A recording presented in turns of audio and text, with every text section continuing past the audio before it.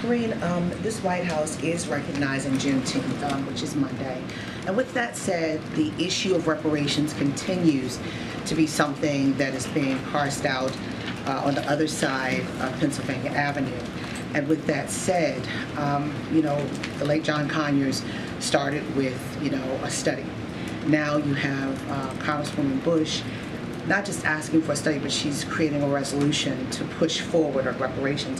What does this White House believe when it comes to this controversial issue of repairing a wrong for the descendants of Africans in this nation? So look, as you mentioned, Juneteenth, there was a concert here yesterday, and we saw how powerful and how moved the president was by the concert and by kind of the story that was laid out through the concert about Juneteenth and how important that moment was. Opal, as you know, was here, and it's always moving to hear her and to see her.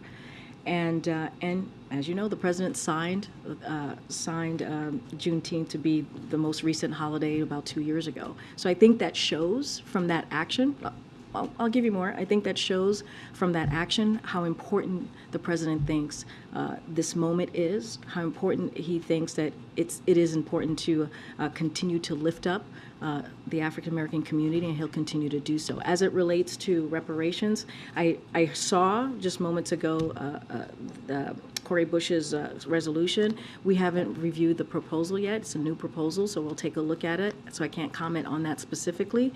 But the president has been really clear as it relates to reparation. He wants to see a study of reparations and studying the continuing impacts of slavery. He believes that is incredibly important. After the study, if the study concludes what many thought leaders and civil rights leaders have said, what next? Does the president support a payout? Because the nation is divided on this. This has been one of the biggest issues over the decades about how to repair the enslavement over generations of Africans brought to this country for free labor. So what does the president do after? What will he lean in on after a study, which is expected to basically say what many of the civil rights and black thought leaders have said?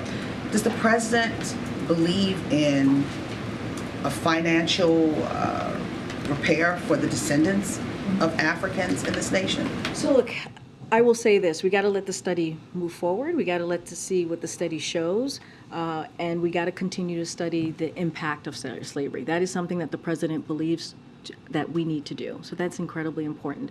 But I will say, April, and you know this, you've covered this since we've walked into this administration, when we think about the crises that we see in our country, the president called out how race inequality is a problem, right, is a crisis for us in this moment, which is why he is taking comprehensive action. When you think about what he did on the first couple of days that he walked in, signing an executive order to make sure at the federal level that we put equity at the center of this. And it is important that we continue to do this. How do we deal with the inequalities that we see in this country? And he's trying to do that on the federal level. So let's see what the study shows. It is important to continue to study the continuing impacts, if you will, on slavery. And I think because of the president's action, he's been very clear. He's been very clear how important it is, even just looking at his economic policy, how important it is to leave no one behind, have equity at the center of everything that he's done. If you look at every piece of historic